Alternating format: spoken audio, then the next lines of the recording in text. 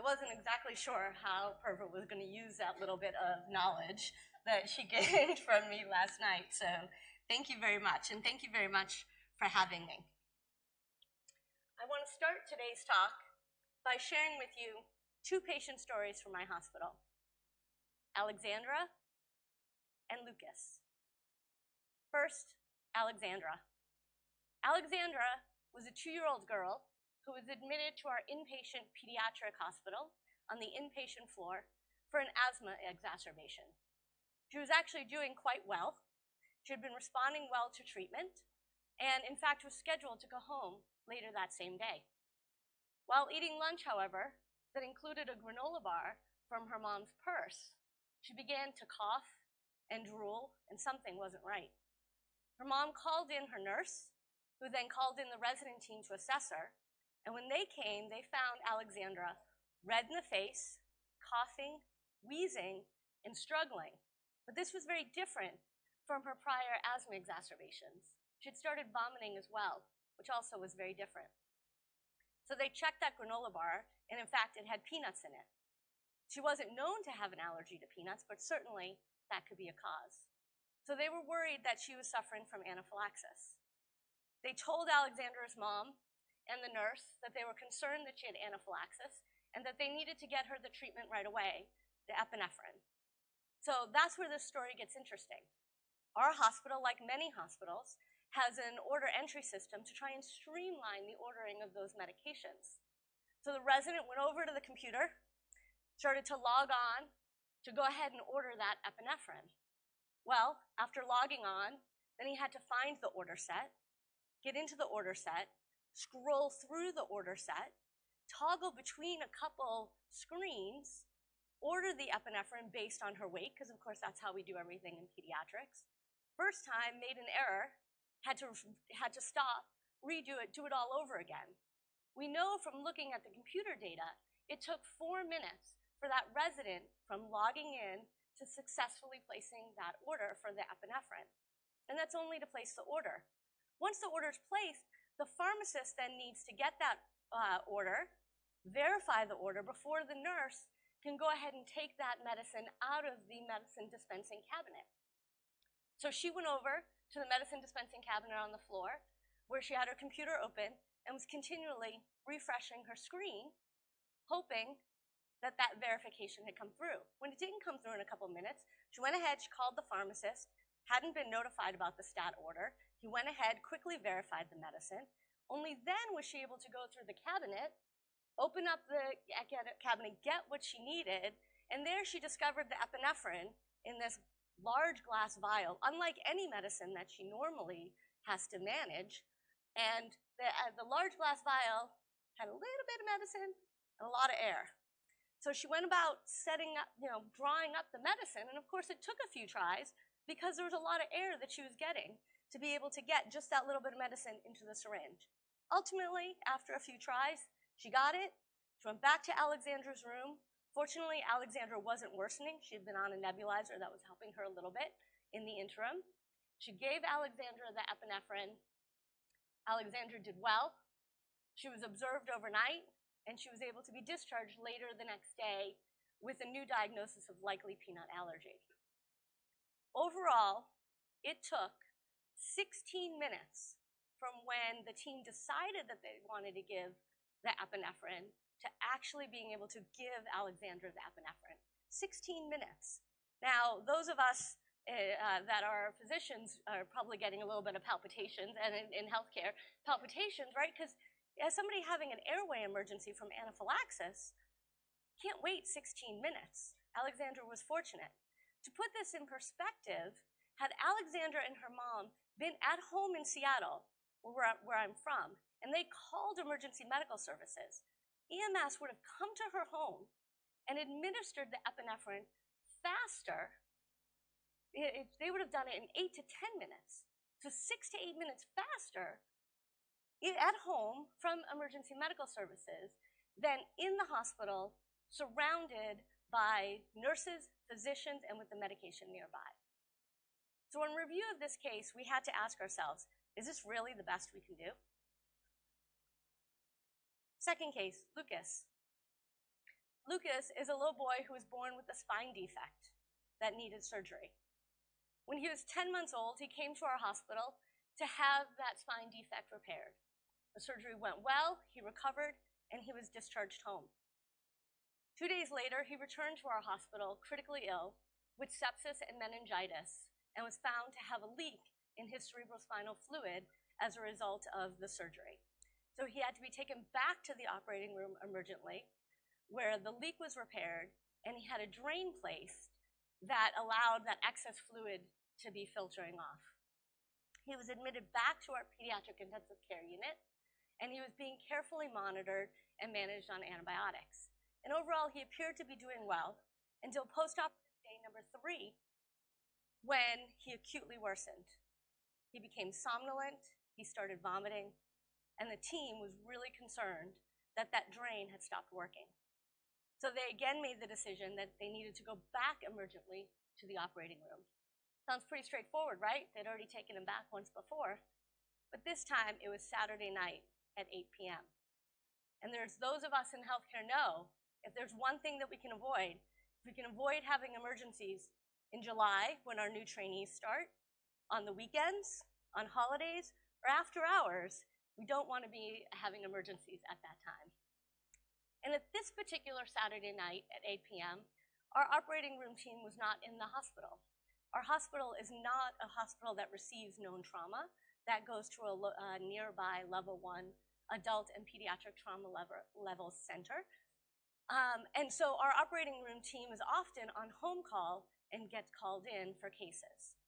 Our anesthesiologist is in-house 24/7, and so the neurosurgical team contacted the anesthesiologist to get the process started to bring Lucas emergently back to the operating room. The anesthesiologist called the hospital operator, who had the job of calling in the OR team. So over the next several minutes, while also fielding calls from the rest of the hospital, the operator manually went in, one by one, calling in the members of the OR team. And that did take a few minutes fielding all of those calls.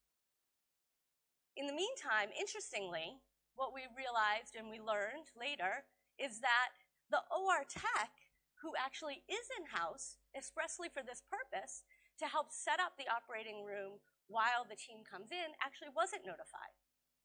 Because the hospital operator only had on her list those that are in from home, and the anesthesiologist, it turns out, was new and didn't know that she was actually supposed to be the one that notified the OR tech. So in the meantime, the one person who can get everything started actually wasn't aware. So the OR team came in from home, took them about 30-35 minutes from when they got their page.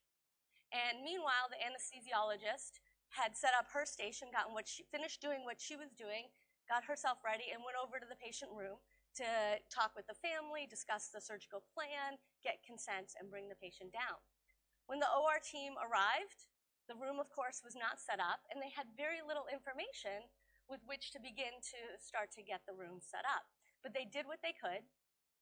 Meanwhile, the anesthesiologist and the surgical team started to bring the patient down, including Lucas's nurse, and they came down to the operating room, but they hit that area of the operating room, where there's that big sign that says, you go no further past this line unless you're wearing appropriate operating room attire. And Lucas's nurse was dressed in nursing scrubs, not OR attire, so she bid them goodbye. She went back to the pediatric intensive care unit, and the anesthesiologist and the surgical team continued on.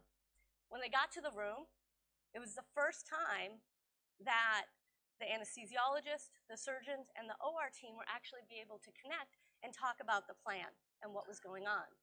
They needed additional equipment that the team hadn't gotten yet, so folks were sent to go ahead and get that equipment. In the meantime, Lucas was doing worse. Lucas was starting to crump.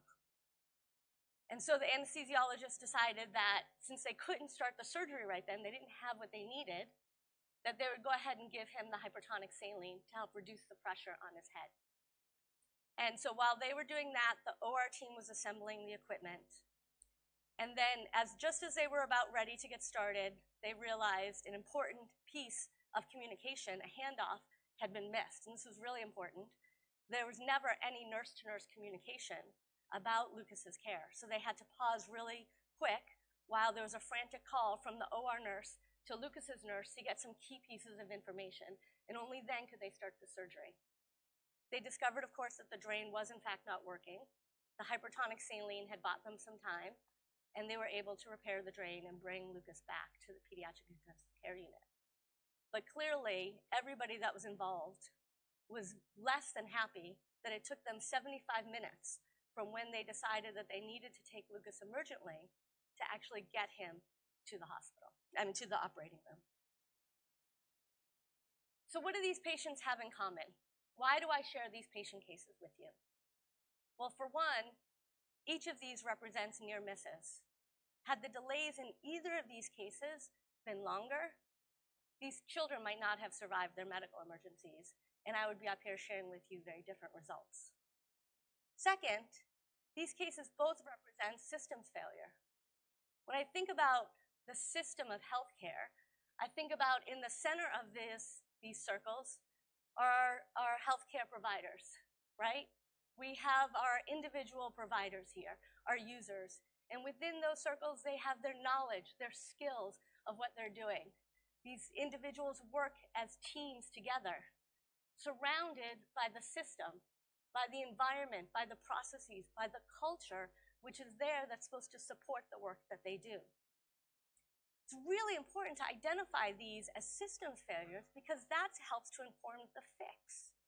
Too often in healthcare, when there's a patient safety event or an error, what's the focus? The focus is here on the inner circle, right? It's on the individuals. Did they have the knowledge? Did they have the right skills? Were they using the guideline correctly, right? Maybe even a little bit about the teamwork together. But equally, or sometimes even more so, the focus really should be here. The focus should be on the environment, the process, the culture that's supposed to support the individuals in the work that they do.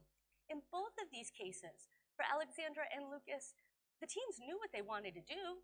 Alexandra's team knew that they needed to get her epinephrine.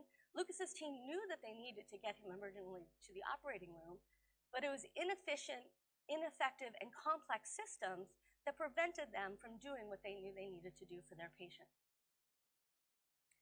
Another important commonality between these two cases is that they were actually system simulations that we ran in our hospital before taking care of actual patients. So both of these cases, Alexandra and Lucas, were in situ interprofessional simulations that we ran to probe the system and identify systems issues and latent safety threats before taking care of patients. In Alexandra's case, this was what we call a current state simulation. There's a team in the hospital that was looking to build a guideline of care for managing inpatient anaphylaxis. Well, as you can imagine and know, inpatient anaphylaxis is not a very frequent event, but it is a very high stakes event. And so our team was brought in to create a simulation so that way they could understand the current state barriers, challenges, as well as supports for this new guideline of care. In lean process methodology, first part of process design involves going to Gemba, going to the site of care, in which then you can start to understand the process that you're trying to help design, understand the work as it's done. We can't always go to Gemba. We can't wait until an inpatient has an anaphylactic event, gather our team, and then observe what happens, right? And retrospective review kind of sometimes misses some key elements. So it's a perfect use of in situ simulation to recreate Gemba. Bring your team members there to be able to see and understand the work as it is being done. It's also an amazing opportunity for people involved in the process to be able to see the process in its entirety. We're often a piece of the process. There's something that happens before us or something that happens after us, but we're not able to be a part of that because we work where we work and we're not able to see that. But in situ simulation allows you to see that process in its entirety when maybe you might have not been able to in the past. So in Alexandra's case, the pharmacists were able to be there to observe Alexandra's nurse having to wait, actually the resident placing the orders, the cumbersomeness of that order set, and then the nurse having to wait for the verification, going through the medicine dispensing cabinet, drawing up the medicine, administering that. And that's not something that pharmacists would have been able to see typically as part of clinical care. So as a result of the simulation that we ran with Alexandra, the team was able to take that information, understand the causes of some of the challenges that there were, and build that into the guideline of care that they were creating. In Lucas's case, that was a simulation that we ran as part of process design and testing. Our hospital wanted a standard process with which to move patients emergently from anywhere in the hospital to the operating room. We had one from the emergency department to the operating room, but that didn't really apply everywhere else in the hospital. And so this process was created much like every other process is created. The people that are involved in the process, know about the process, got together for a series of meetings in a conference room, discussions back and forth, and they came up with what they think should happen. They came up with the algorithm and with job aids, and that's usually where it ends, right? Usually that's what gets implemented, and you don't know there's a problem until either something happens or somebody starts to complain, right? Well, in this case, we were asked to come in and help and road test that process, run that process through a patient case to see how it worked or didn't work. It's really, in quality improvement, one of the first cycles of PDSA, Plan, Do, Study, Act.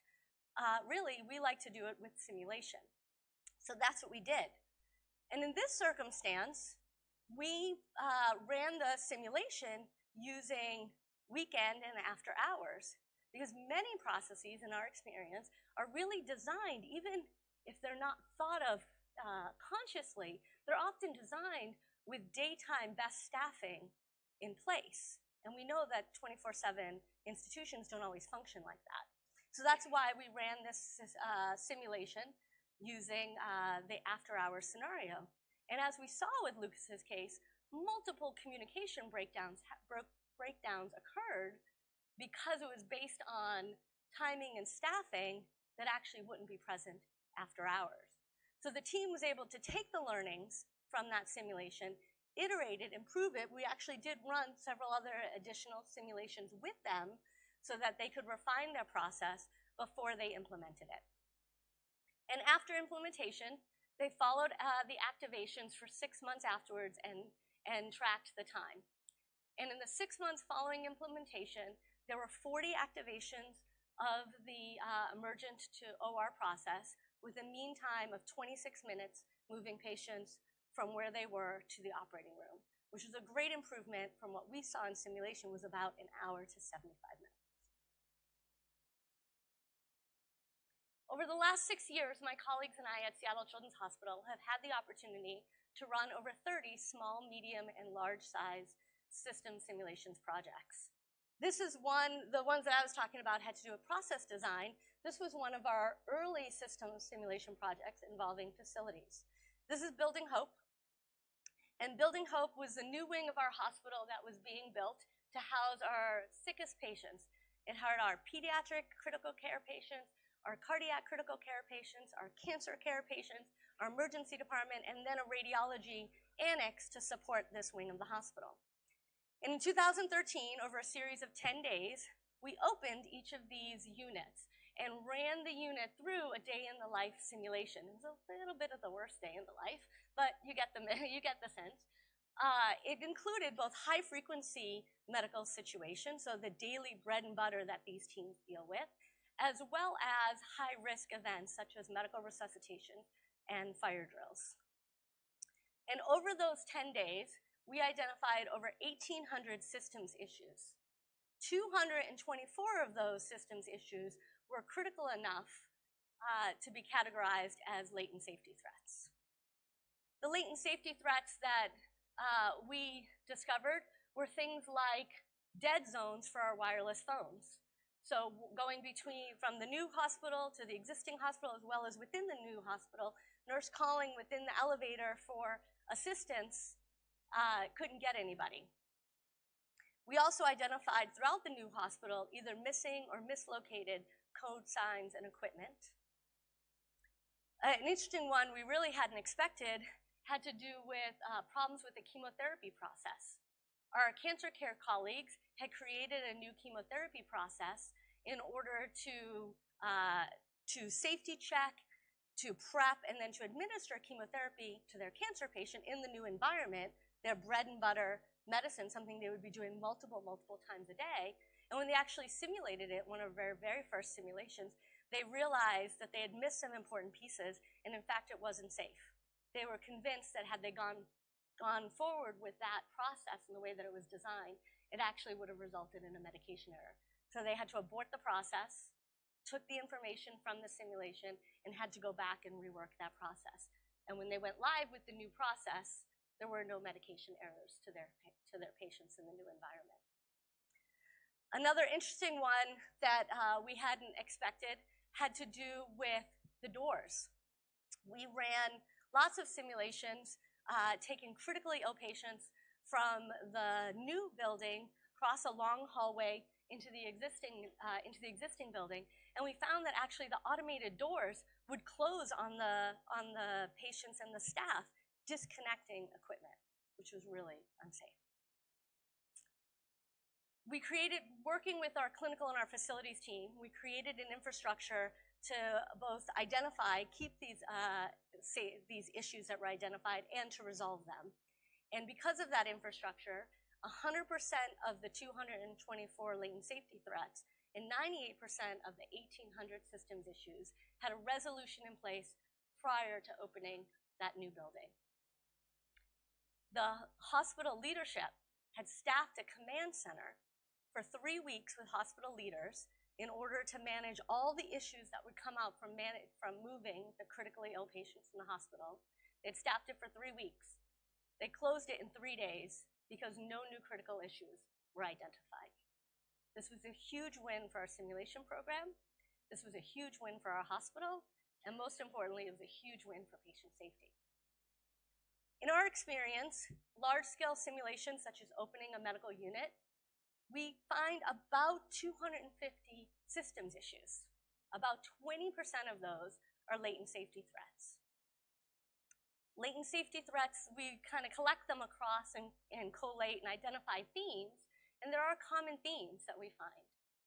One has to do with wayfinding, not only for patients and families, especially as hospitals are growing and expanding and remodeling, but also importantly for medical resuscitation teams to be able to know where in the hospital they have to go to be able to help the patient that they're going to try and help. Another theme has to do with emergency preparedness, whether it be with medical resuscitations, security emergencies, or with those fire drills. We have found outdated fire plans that didn't keep up with the remodeling, as well as just not maintained fire routes that were really unsafe if people had to actually use them.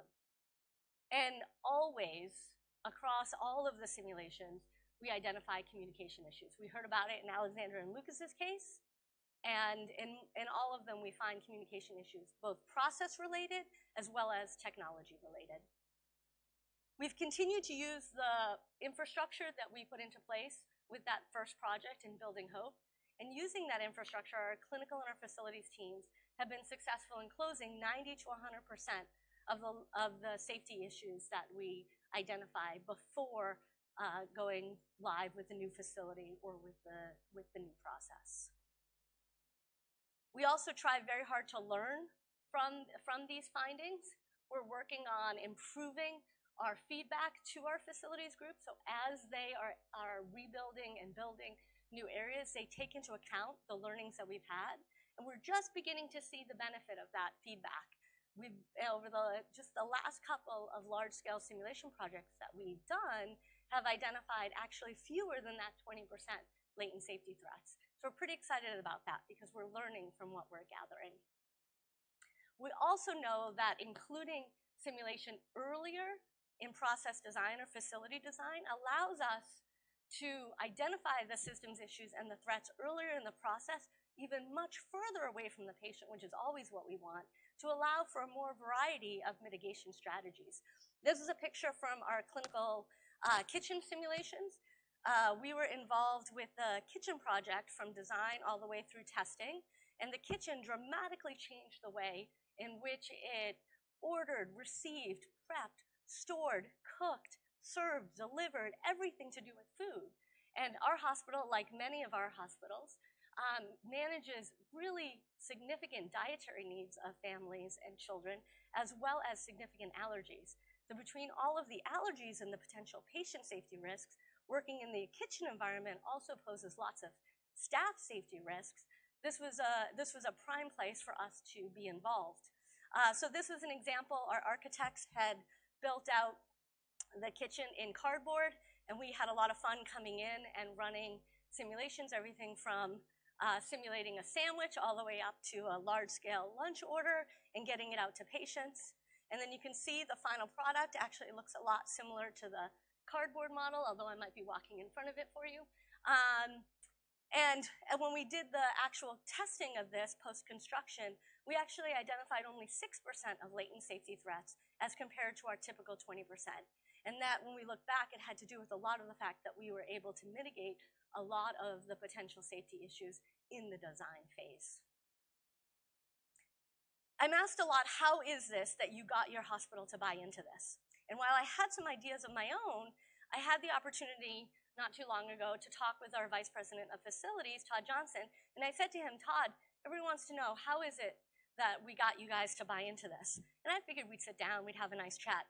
And he said simply, Kim, you save me money, and you make patient care safer. It was actually a very brief conversation.